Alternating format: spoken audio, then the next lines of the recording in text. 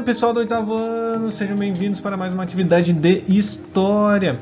Um vídeo aqui para ajudar vocês a fazer a atividade dessa semana, que é sobre o Iluminismo. O Iluminismo foi a primeira das revoluções que aconteceu na Era das Revoluções que nós estamos estudando a partir da semana passada. O Iluminismo foi um movimento intelectual.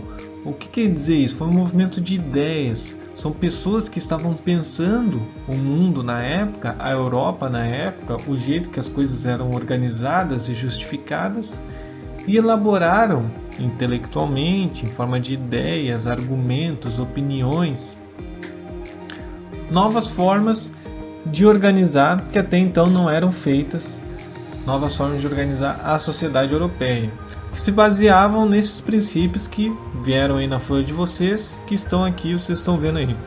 Tolerância religiosa, liberalismo político, igualdade jurídica, liberdade de expressão e educação, individualismo e razão, a primazia da razão sobre qualquer outro tipo de pensamento. O que é um pensamento racional? Um pensamento com argumentos, científico, que consegue mostrar aquilo que está afirmando. E a partir desses princípios eles pretendiam iluminar, por isso o nome do movimento é Iluminismo. Não tem nada a ver com energia elétrica, não tem nada a ver com vela, com fogueira, não. Eles queriam iluminar as pessoas através da luz, da razão, iluminar aquele pensamento religioso, iluminar aquele pensamento religioso que existia na época, que eles consideravam que era um pensamento obscuro, que levava as pessoas a acreditar em coisas erradas, e colocar na cabeça das pessoas a luz da razão, a luz do pensamento racional, do pensamento científico, do pensamento que baseia a nossa sociedade a partir daí até hoje. Por isso o século XVIII ficou conhecido como século das luzes, porque essas ideias do iluminismo se tornaram muito influentes, influenciaram as pessoas que tomavam as decisões, e o iluminismo foi um dos responsáveis por acabar com aquela antiga ordem de reis, que a Igreja Católica dominava o pensamento das pessoas. Enfim, aquela ordem que dominou durante toda a Idade Média e a Idade Moderna, certo? Vamos à atividade dessa semana então. Primeiro aqui vocês têm algumas frases de pensadores iluministas, de pessoas que faziam parte do iluminismo, do movimento iluminismo, e durante a escrita dos seus livros, seus pensamentos, elaboraram frases que ficaram muito famosas. Cada uma dessas frases se relaciona com aquelas características do iluminismo que está lá no texto.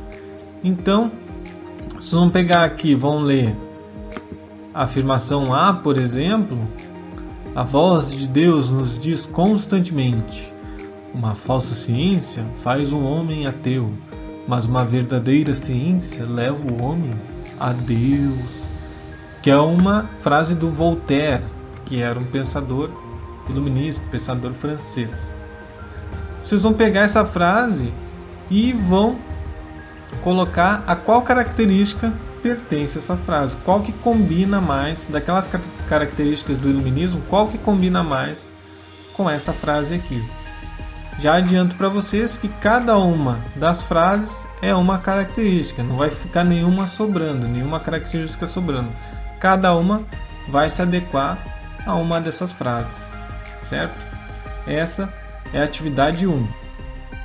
Na atividade 2 nós vamos falar sobre a divisão dos poderes, porque até então existia o poder do rei, o rei absolutista que mandava em tudo sozinho. Um dos iluministas vai propor uma coisa diferente, dividir o poder do rei em 3, em executivo, legislativo e judiciário. Quem vai propor isso é o Montesquieu, também um iluminista francês. E é o modelo que se adota na maior parte do mundo hoje. No Brasil é assim, por exemplo, nós temos o executivo, que tem como seu chefe o presidente, os governadores e os prefeitos, o legislativo, que faz as leis, e o judiciário, que julga as pessoas.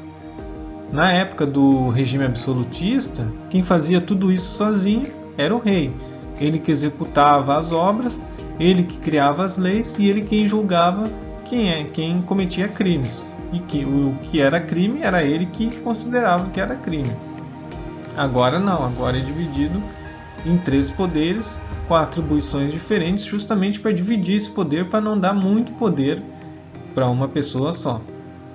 Então vocês vão ver assim, aqui essa divisão, vão ler bem esse quadrinho, como é que funciona na União, nos estados, nos municípios. Aqui quando fala em União, pessoal, quer dizer na esfera federal, ou seja, como é que funciona lá em Brasília, quando se fala em União.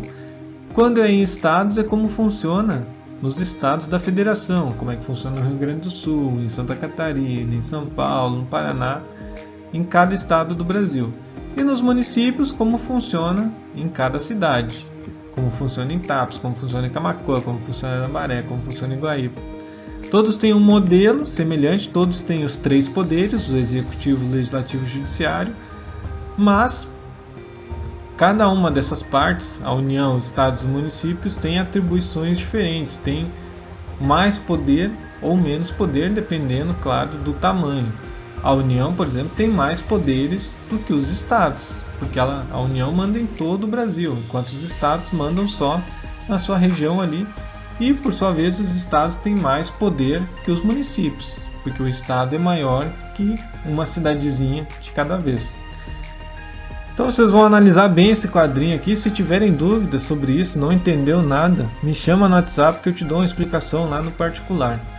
E vão responder aqui, quem é o atual chefe do executivo de Tapes, ou seja, que manda na prefeitura, o prefeito. Quando que ele foi eleito, quando é que foi a eleição dele, e até que ano ele pode ficar no cargo. Porque diferente dos reis absolutistas, aqui na divisão dos poderes, eles têm um tempo determinado para ficar no cargo. Eles não podem ficar a vida inteira, que nem o rei ficava. Na B, quem é o atual chefe do executivo do Rio Grande do Sul, ou seja, o governador do Rio Grande do Sul. E a mesma coisa, quando que ele foi eleito e até que ano ele pode ficar. Qual a diferença entre a função dos membros do executivo e do legislativo? Está ali no quadrinho. O executivo faz determinada coisa e o legislativo faz outra coisa. E essas coisas se combinam. Cada um faz uma parte para organizar o Brasil num todo, certo?